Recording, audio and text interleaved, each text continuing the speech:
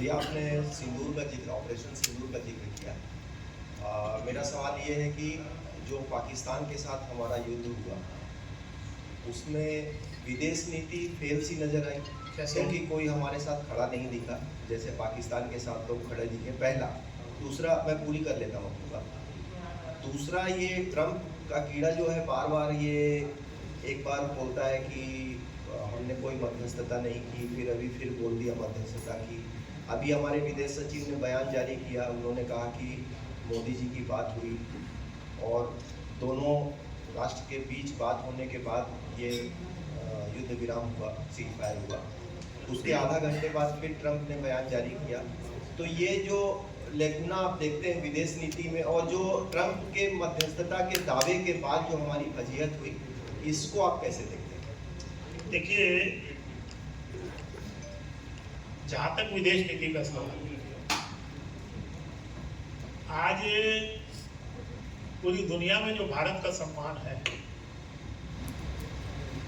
क्या बिना विदेश नीति के संभव है? और जहां तक सीज फायर का सवाल है, आज ही आप लोगों के समाचार पत्र में ही मैंने पढ़ा है कि मोदी जी और ट्रंप की जो वार्ता हुई, उन्होंने साफ बोल दिया कि हम भारत और पाकिस्तान के मामले में कोई मध्यस्थता स्वीकार नहीं है, और उन्होंने खंडन किया है। तो मैं ऐसा समझता हूं कि हमको ट्रंप की बात को मानना चाहिए कि हमारे देश के प्रधानमंत्री की बात मानना चाहिए। लेकिन सर, इनकी बात को आगे बढ़ा कि ट्रंप ट्वीट करता है, एक्स पे पोस्ट करता है, इसके बाद ही सीज फायर होती है। तो ये कहीं न कहीं मैसेज तो सब कन्वे हो। देखिए, ऐसा है, मैं क्योंकि देखिए ये अंतर्राष्ट्रीय विषय से जुड़ा हुआ विषय है, बहुत टिप्पणी नहीं करना चाहता। कई बार सरकार के ऑर्डर बाद में निकलते, आप लोग पहले पोस्ट कर देते हो, तो हो जाता है। नहीं भैया, इसमें थोड़ा हो जाता है, मैं अपने इशारे में बोल थोड़ा हल्के अंदाज से। मेरा दूसरा ये है कि आप आ रहे हैं, ये भाजपा का मीडिया प्रभारी बताए तो ज्यादा अच्छा लगेगा, कांग्रेस का मीडिया प्रभारी बताए कि अमर भाई आ रहे हैं, तो थोड़ा सा ये गजब नहीं। कई बार जानकारी मिल जाती है, पोस्ट कर देते, उसका क्या है। तो थाने में 30 से 35 ही स्टार्ट होंगे और आबादी लगातार बढ़ रही है, अपराध का ग्राफ भी लगातार बढ़ रहा है, क्योंकि उनके पास प्रॉपर बल नहीं है, इसलिए मॉनिटरिंग हो नहीं पा रही। नहीं, उसके बारे में आपकी सरकार आगे क्या सोच रही है? नहीं, देखिए, अगर आप राज्य सरकार की बात कर रहे हैं, मैं केंद्र सरकार की कर रहा था, फिर भी चलिए, कोई दिक्कत नहीं है। हम उसकी समीक्षा कर रहे हैं और सुरक्षा हमारी पहली प्राथमिकता है। बहुत बहुत धन्यवाद।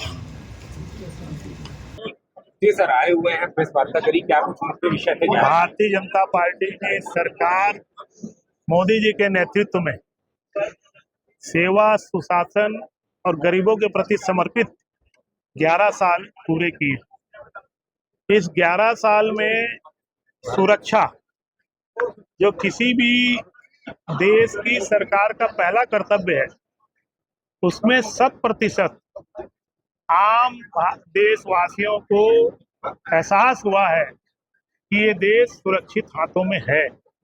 पहले air strike, surgical strike, air strike और अब ऑपरेशन सिंदूर। इसके अलावा जो विश्व में हमारे नागरिक हैं, जब भी संकट आया, चाहे रूस यूक्रेन के समय में आया हो, आज अगर इजराइल हो, इसका देखे हो, पूरी सफलता के साथ उनको वापस लाना और देश की आंतरिक सुरक्षा, नक्सलवाद 146 जिले से 6 जिले में समेटना, उससे आम जनता का विश्वास बढ़ा। आज सड़कों के मामले में अगर हम देखेंगे तो पूरी दुनिया देख रही है कि 11 साल में सड़कों का जाल जितनी तेजी के साथ भेजा हुआ है, आज उसी के कारण हमारी आर्थिक तरक्की भी हो रही है। दुनिया की चौथी अर्थव्यवस्था, ये गौरव भी 11 साल में प्राप्त हुआ। इसके साथ ही सबसे बड़ी किसी भी देश के लिए कहना चाहिए, भारत के लिए या हमारी सरकार के लिए, जो गरीबों के प्रति समर्पित सरकार रही, उसकी नीतियां बनी। 25 करोड़ लोग गरीबी रेखा के ऊपर उठ जाना, ये एक बहुत बड़ा आश्चर्य मैं ऐसा समझता हूं कि हमारे देश में हुआ है। और उसके अलावा जो हमारी सांस्कृतिक विरासत है, उसको आगे बढ़ाना, एक देश एक भारत, श्रेष्ठ भारत, एक भारत, उसके लिए नई शिक्षा पॉलिसी, या कहना चाहिए कि सारे मंदिर, उनका पुनरुत्थान, बोली, भाषा, ये सारे काम इस 11 साल में हुआ है।